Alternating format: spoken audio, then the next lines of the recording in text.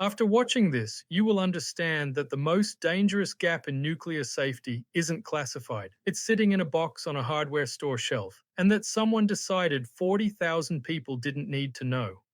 The hidden fact that carries this documentary: a 17-year-old wrote to the Nuclear Regulatory Commission pretending to be a physics teacher, and they mailed him reactor design advice. The unanswered question that carries the implications: the neighborhood was told chemicals spill. Nobody was charged. The regulatory gap was never formally closed. Most YouTube videos about David Hahn stop at the EPA cleanup. This one doesn't.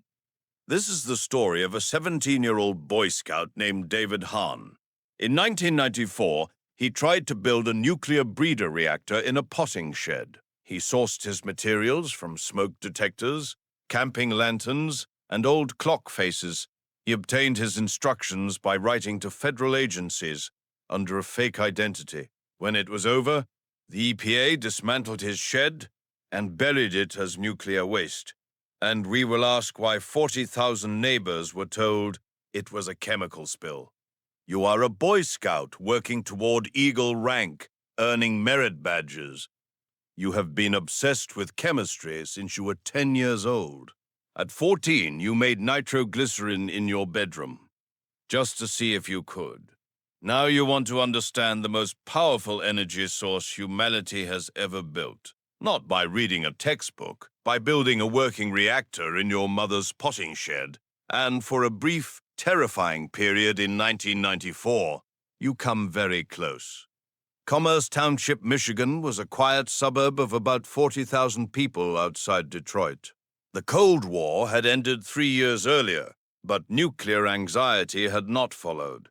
For most Americans, nuclear energy was something that happened behind government fences. David Hahn was 17 years old, a Boy Scout, and deeply obsessed with chemistry.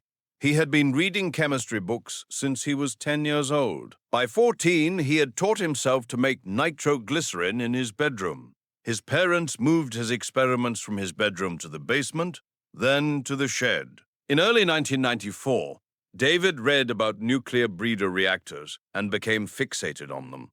A breeder reactor produces more fissile material than it consumes. It can feed itself. To David, this was the most elegant machine in the world. He decided he was going to build one. As a Boy Scout merit badge project. He had no licensed materials, no lab, no funding, and no supervisor. What he had was time, obsession, and one question nobody had thought to test. Could you accumulate enough nuclear material from legal consumer products to build a reactor? The regulatory framework assumed the answer was no, because it had never been tested.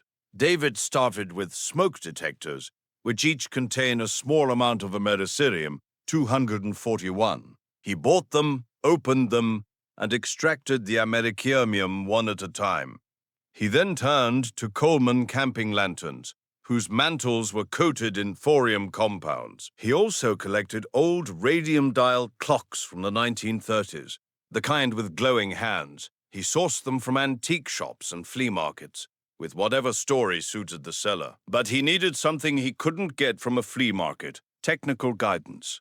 So he wrote to the Nuclear Regulatory Commission, identifying himself as a high school physics teacher. He asked detailed questions about radioactive material handling and breeder reactor design. The NRC had no mechanism to verify his identity. They wrote back with detailed answers, exactly as they were required to by law. They helped him. Through the spring and summer of 1994, David worked inside the shed every day. The chemicals burned his skin, and his hair reportedly turned green from prolonged exposure. He had no ventilation, no protective gear rated for radiation, and no one checking on him. He passed out inside the shed at least once, then came back the next day. He believed he was on the verge of something that had never been done. By late summer, the shed was emitting radiation over 1,000 times the background level. The contamination had moved beyond the shed walls into the surrounding soil. When David tested the perimeter himself, the readings alarmed him. He began dismantling the experiment, moving materials into the trunk of his car. On August 31st, 1994, A Clinton Township officer spotted David in a residential neighborhood. Someone had called to report a young man apparently stealing tires from a car. The officer searched the vehicle. In the trunk were 50 foil-wrapped cubes of gray powder and mercury switches. There were also lantern mantles, oars, vacuum tubes, and a duct-taped metal toolbox. David warned the officer that the toolbox was radioactive. The call went up, first to additional units, then to federal authorities. The FBI arrived first, concerned David might be in possession of an atomic device. The Environmental Protection Agency followed with a full hazardous materials response team. Radiological testing confirmed the contamination was real, serious, and had spread beyond the property line. On June 26, 1995, the EPA designated the property a federal Superfund hazardous waste site. Workers in full hazmat suits dismantled the shed and everything inside it. Everything was packed into sealed containers and buried as low-level nuclear waste in Utah. The potting shed disappeared. The yard returned to normal. Leaves fell. Most accounts of this story stop at the cleanup. But most accounts miss this part. Here is what the residents of Commerce Township were actually told. They were told there had been a chemical spill. That was the explanation offered to approximately 40,000 people living in the area. Most of them, according to later reporting, still believe it today. And here's where it gets complicated. Neither David Hahn nor any federal official was ever charged with a criminal offense. The NRC, whose correspondent had answered a teenager's reactor questions, updated its inquiry policies. That was the full extent of the accountability, the gap David had exposed. Accumulating nuclear material from legal consumer products was not formally closed. Smoke detectors still use americium-241, the same isotope David extracted one by one. The regulation is designed for licensed facilities and organized actors, not individual accumulation.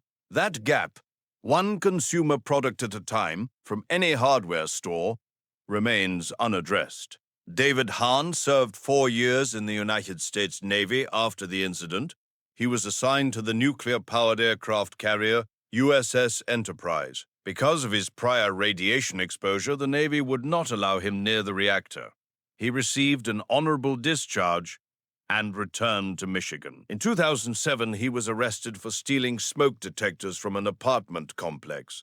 The photographs from that arrest showed extensive radiation-related sores across his face. He died in September 2016 at the age of 39. The official cause of death was listed as alcohol poisoning. The connection to his years of unprotected radiation exposure was never formally examined.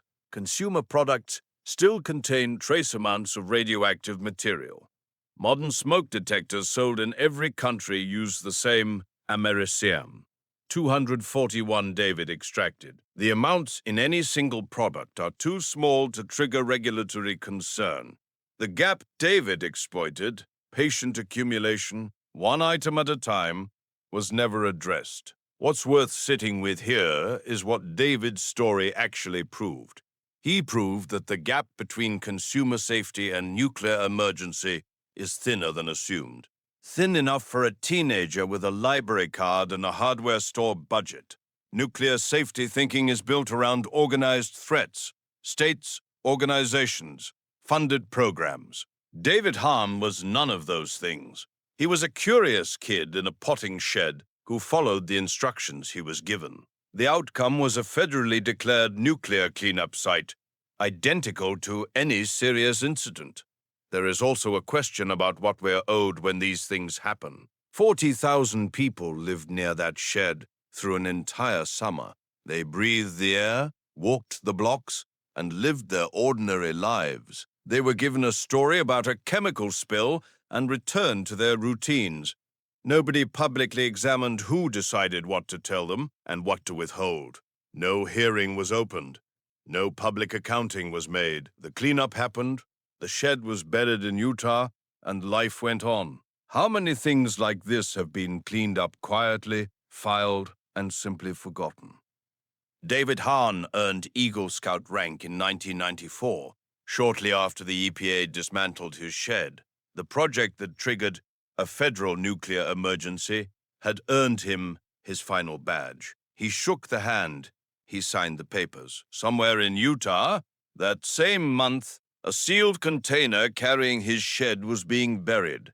Two things were happening at once, and neither room knew about the other. That is the image this story leaves you with. If you want stories the official record quietly files away, subscribe. New documentary every day.